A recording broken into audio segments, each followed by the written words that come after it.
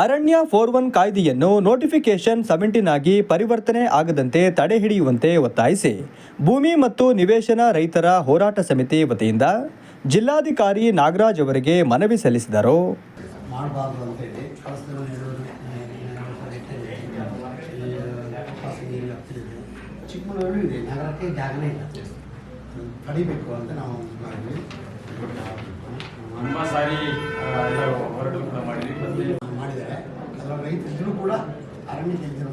ಮಾಜಿ ಶಾಸಕರು ಹಾಗೂ ಭೂಮಿ ಮತ್ತು ನಿವೇಶನ ರೈತ ಹೋರಾಟ ಸಮಿತಿ ಅಧ್ಯಕ್ಷರಾದ ಎಂಪಿ ಕುಮಾರಸ್ವಾಮಿಯವರು ಮಾತನಾಡಿ, ಜಿಲ್ಲೆಯಲ್ಲಿ ಸಣ್ಣ ಮತ್ತು ಅತಿ ಸಣ್ಣ ರೈತರು ತಲಾಂತರದಿಂದ ತಮ್ಮ ಜಮೀನಿನಲ್ಲಿ ಕೃಷಿ ಮತ್ತು ಮನೆಗಳನ್ನು ಕಟ್ಟಿಕೊಂಡು ಜೀವನವನ್ನು ನಡೆಸಿಕೊಂಡು ಬರುತ್ತಿದ್ದು ಈಗಲೂ ಅನುಭವದಲ್ಲಿದ್ದಾರೆ.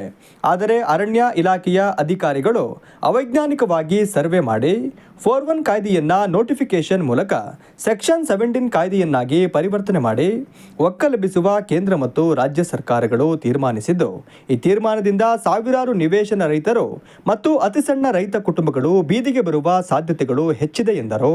ತುಂಬ ಈ ಕಳಸ ಮತ್ತು ಶೃಂಗೇರಿ ವಿಧಾನಸಭಾ ಕ್ಷೇತ್ರ ಪೂರ್ತಿ ಮತ್ತು ಸ್ವಲ್ಪ ಕೆಲವು ಭಾಗ ಚಿಕ್ಕಮಗಳೂರು ವಿಧಾನಸಭಾ ಕ್ಷೇತ್ರ ಆಲ್ದೂರು ಸಂಬಂಧಪಟ್ಟಂತೆ ಮೂಡಿಗೆರೆ ಎಲ್ಲ ಈಗಾಗಲೇ ರೈತರು ಮತ್ತು ನಿವಾಸಿಗಳು ಅತಿ ಸಣ್ಣ ರೈತರು ವಾಸ ಮಾಡ್ಕೊಂಡು ಅನುಭವದಲ್ಲಿದ್ದರೂ ಕೂಡ ಜಮೀನಲ್ಲಿ ಇವತ್ತು ಅದನ್ನು 4.1 ಮಾಡಿದ್ದಾರೆ.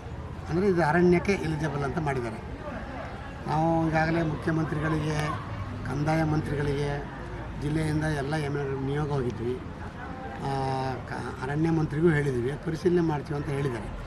ಈಗ ಏನಾಗಿದೆ ಅಂದರೆ 4.1 ನೆಕ್ಸ್ಟು ಸುಪ್ರೀಂ ಕೋರ್ಟ್ ಬೇರೆ ಹೇಳಿದೆ, ಅದನ್ನು 4.1 ಮಾಡಿರೋ ಭೂಮಿ ದುರುಪಯೋಗ ಆಗ್ತಾಯಿದೆ, ಬೇಗ ಅದನ್ನು ನೋಟಿಫಿಕೇಷನ್ ಮಾಡಿ ಅನ್ನೋ ಮಾತನ್ನು ಕೂಡ ಒಂದು ಮಾತು ಹೇಳಿದ್ದಾರೆ. ಅದನ್ನೆಲ್ಲ ರೈತರು ಆತಂಕ ಒಳಗಾಗಿದ್ದಾರೆ. ಇದನ್ನು ನೆಕ್ಸ್ಟ್ ಸ್ಟೆಪ್ಪು 17 ಹೋದರೆ ಎಲ್ಲರೂ ಸುಮಾರು 10-15 ಸಾವಿರ ಜನ ಇವತ್ತು ನಿರಾಶ್ರಿತರಾಗ್ತಾರೆ. ಸರ್ಕಾರ ಪರಿಹಾರ ಎಲ್ಲ ಅಲ್ಲಿ ಪಾರಂಪರಿಕವಾಗಿ ಬಂದಂಥರು ಅದನ್ನು ಯಾವ ಕಾರಣಕ್ಕೂ ನೆಕ್ಸ್ಟ್ ಸ್ಟೆಪ್ಗೆ ಹೋಗಬಾರ್ದು, 4.1 ರದ್ದುಗೊಳಿಸಿ ಅಂತ ನಾವು ಕೇಳ್ತೀವಿ.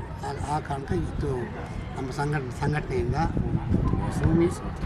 ಭೂಮಿ ಮತ್ತು ನಿವೇಶನ ಹೋರಾಟ ಸಮಿತಿಯಿಂದ ಇವತ್ತು ಒಂದು ಡಿಸಿಗೆ ಮನವಿ ಕೊಟ್ಟಿದ್ವಿ. ಯಾವ ಕಾರಣಕ್ಕೂ ಅದನ್ನು ಮುಂದುವರಿಸಬಾರ್ದು, ಹಾಗೆ ಉಳಿಸ್ಬೇಕು ಅಂತ ನಾವು ಹೇಳಿದ್ವಿ. ಮತ್ತು ನಿವೇಶನಕ್ಕೆ ಬೇರೆ ಜಾಗ ಇಲ್ಲ, ಎಲ್ಲೂ ಇಲ್ಲ. ಚಿಕ್ಕಮಗಳೂರು ನಗರ ಬೆಳೆಯೋಕ್ಕೂ ಕೂಡ ಇಲ್ಲಿ ಜಾಗ ಇಲ್ಲ. ಆ ಥರ ಅಲ್ಲಿ ಸುತ್ತೆಲ್ಲ ಮಾಡಿದ್ದಾರೆ. ಹಾಗಾಗಿ ಅದು ರದ್ದುಗೊಳಿಸಬೇಕು, ಮುಂದುವರಿ ಹೇಳಿ ಒಂದು ಮನವಿ ಕೊಟ್ಟಿದ್ದೀವಿ. ಮನವಿ ಸಲ್ಲಿಸುವ ಸಂದರ್ಭದಲ್ಲಿ ಹುಣಸೆಮಕ್ಕಿ ಲಕ್ಷ್ಮಣ್, ನವರಾಜ್, ವಸಂತ್ ಕುಮಾರ್, ಮಂಜು, ಗಣೇಶ್, ಪಿಸಿ ರಾಜಗೌಡ, ಸತೀಶ್, ಪ್ರಕಾಶ್ ಆಲ್ದೂರು ಉಪಸ್ಥಿತರಿದ್ದರು.